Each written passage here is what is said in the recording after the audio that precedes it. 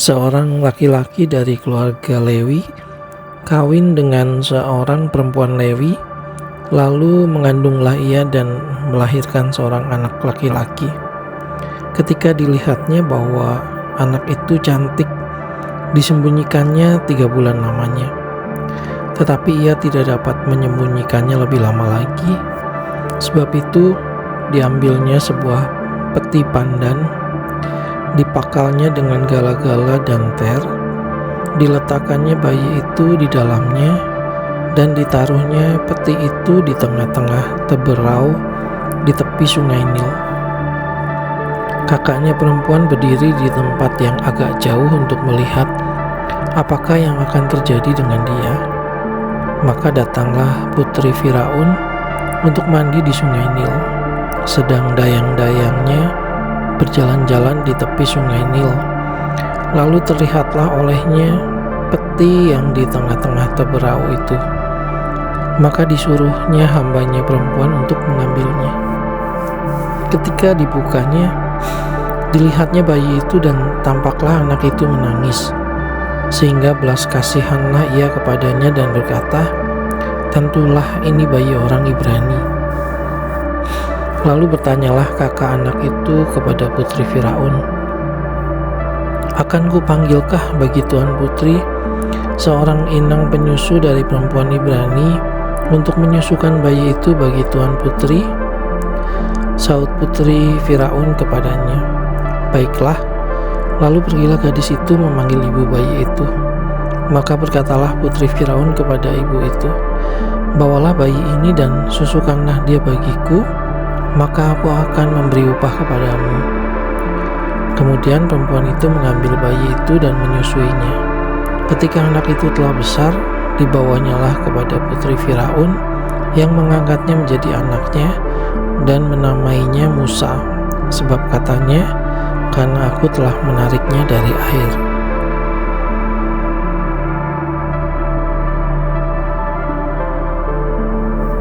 Pada waktu itu ketika Musa telah dewasa, ia keluar mendapatkan saudara-saudaranya untuk melihat kerja paksa mereka. Lalu dilihatnyalah seorang Mesir memukul seorang Ibrani, seorang dari saudara-saudaranya itu.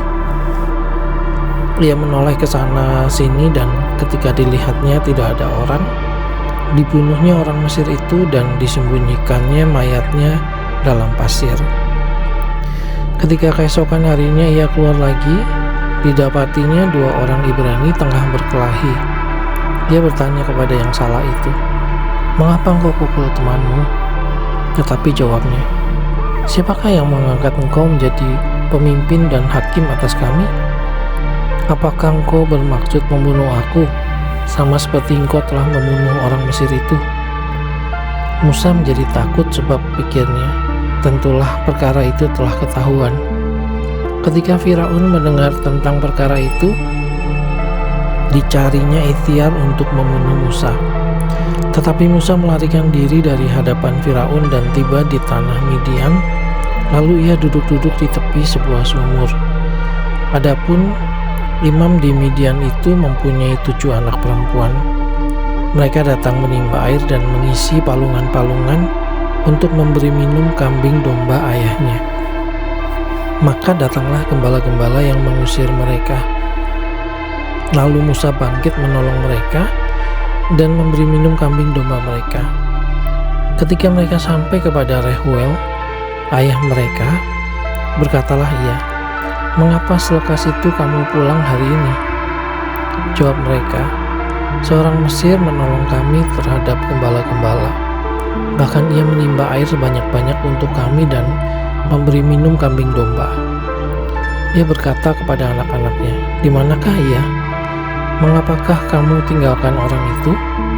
Panggillah dia makan." Musa bersedia tinggal di rumah itu. Lalu diberikan Rehuel Zipora anaknya kepada Musa. Perempuan itu melahirkan seorang anak laki-laki. Maka Musa menamainya Gersom, sebab katanya, "Aku telah menjadi seorang pendatang di negeri asing." Lama sesudah itu matilah Raja Mesir. Tetapi orang Israel masih mengeluh karena perbudakan dan mereka berseru-seru sehingga teriak mereka minta tolong karena perbudakan itu sampai kepada Allah.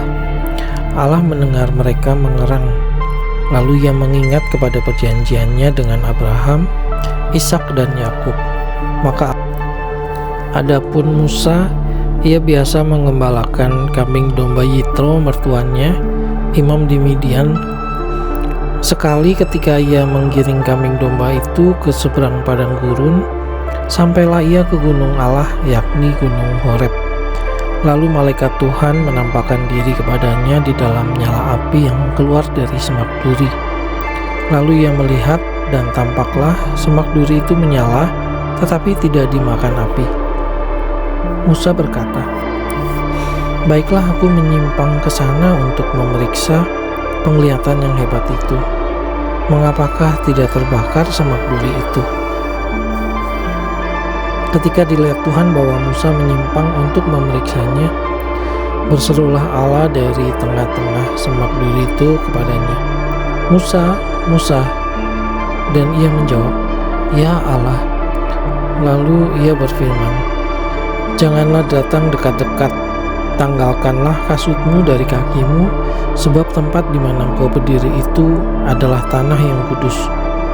Lalu ia berfirman, "Akulah Allah ayahmu, Allah Abraham, Allah Ishak, dan Allah Yakub."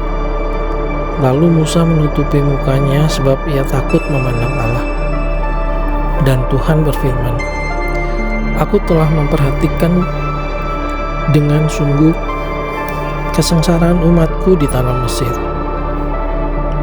Dan aku telah mendengar seruan mereka yang disebabkan oleh pengerah-pengerah mereka.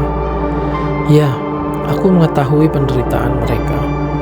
Sebab itu, aku telah turun untuk melepaskan mereka dari tangan orang Mesir dan menuntun mereka keluar dari negeri itu ke suatu negeri yang baik dan luas, suatu negeri yang berlimpah-limpah susu dan madunya, ke tempat orang Kanaan, orang Het, orang Amori, orang Feris, orang Hewi, dan orang Yebus. Sekarang seruan orang Israel telah sampai kepadaku, juga telah kulihat betapa kerasnya orang Mesir menindas mereka. Jadi sekarang, pergilah, aku mengutus engkau kepada Firaun untuk membawa umatku orang Israel keluar dari Mesir." Tetapi Musa berkata kepada Allah, "Siapakah aku ini, maka aku yang akan menghadap Firaun dan membawa orang Israel keluar dari Mesir?"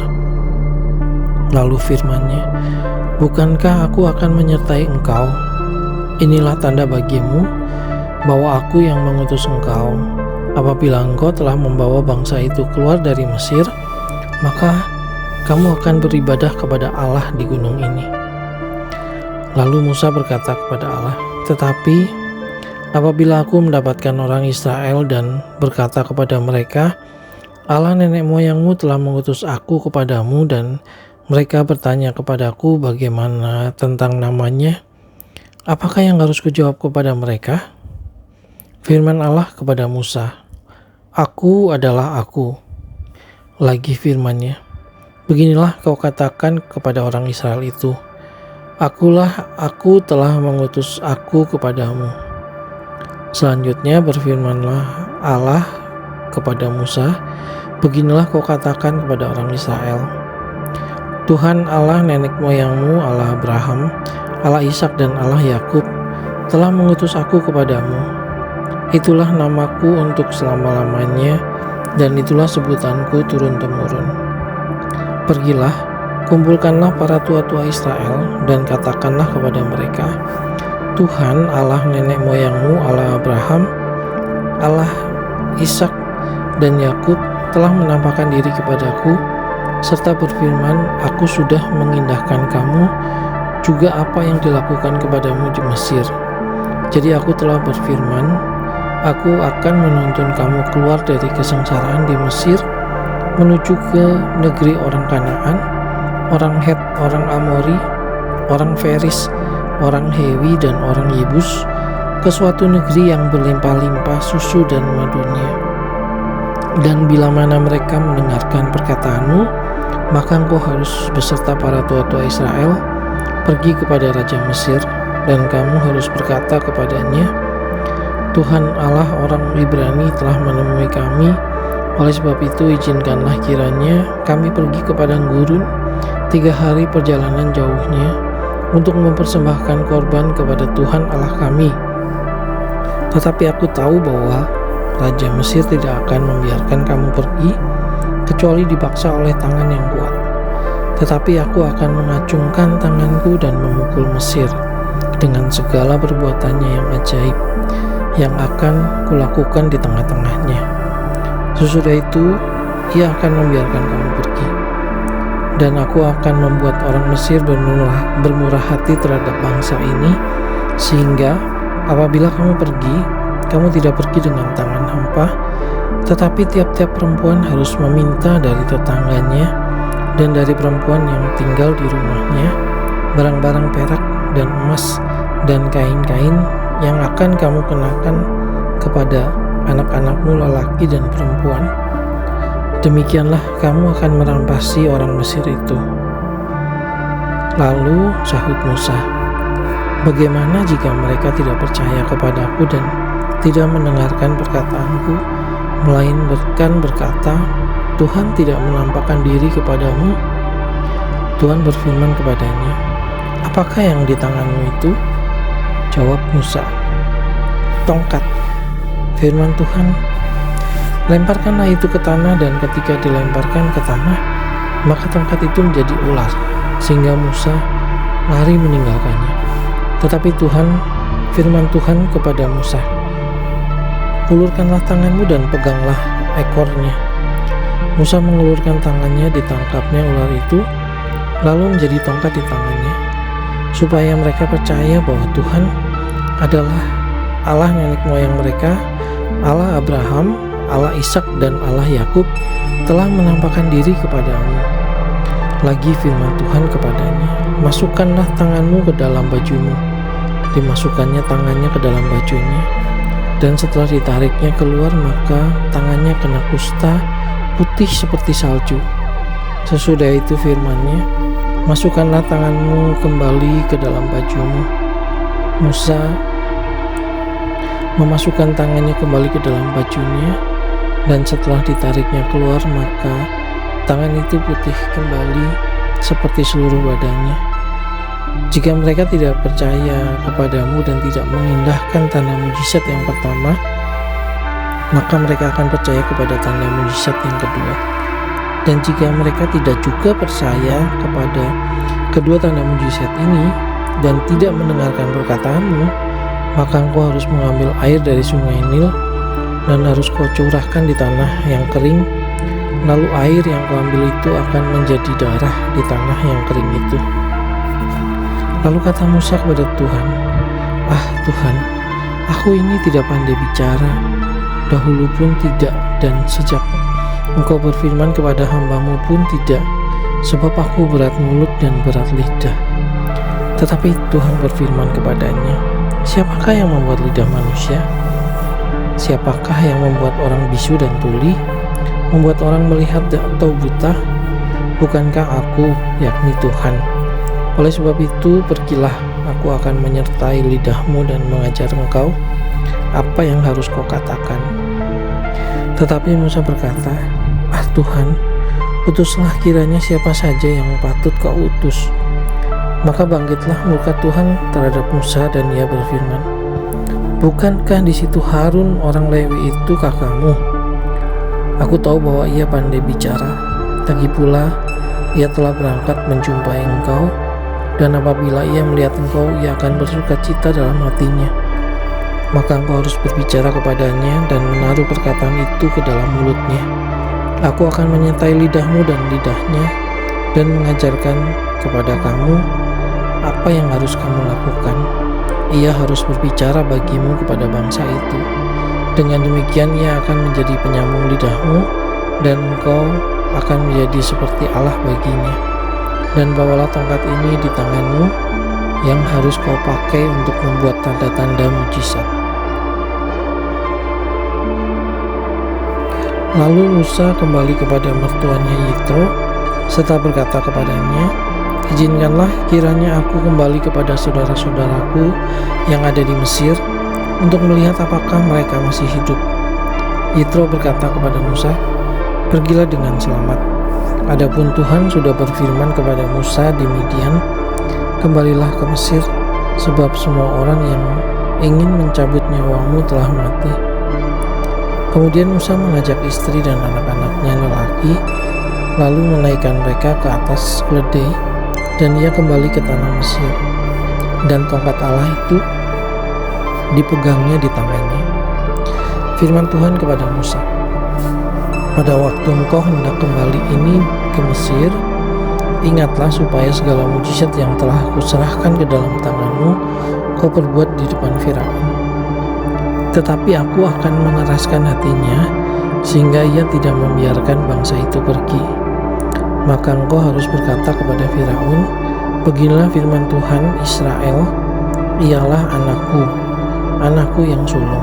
Sebab itu, aku berfirman kepadamu, biarkanlah anakku itu pergi, supaya ia beribadah kepadaku. Tetapi jika engkau menolak membiarkannya pergi, maka aku akan membunuh anakmu yang sulung." Tetapi di tengah jalan di suatu tempat bermalam, Tuhan bertemu dengan Musa dan berikhtiar untuk membunuhnya. Lalu Zipora mengambil pisau batu, dipotongnya kulit hatan anaknya, kemudian disentuhnya dengan kulit itu kaki Musa sambil berkata, "Sesungguhnya engkau pengantin darah bagiku." Lalu Tuhan membiarkan Musa pengantin darah, kata Zipora waktu itu, karena mengingat sunat itu. Berfirmanlah Tuhan kepada Harun, "Pergilah ke padang gurun menjumpai Musa." Ia pergi dan bertemu dengan dia di gunung Allah, lalu menciumnya. Kemudian Musa memberitahukan kepada Harun segala firman Tuhan yang disuruhnya kepadanya untuk disampaikan dan segala tanda mujizat yang diperintahkannya kepadanya untuk dibuat. Lalu pergilah Musa beserta Harun dan mereka mengumpulkan semua tua-tua Israel.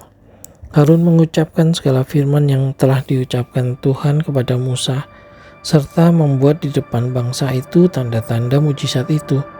Lalu percayalah bangsa itu, dan ketika mereka mendengar bahwa Tuhan telah mengindahkan orang Israel dan telah melihat kesengsaraan mereka, maka bersujudlah mereka dan sujud menyembah.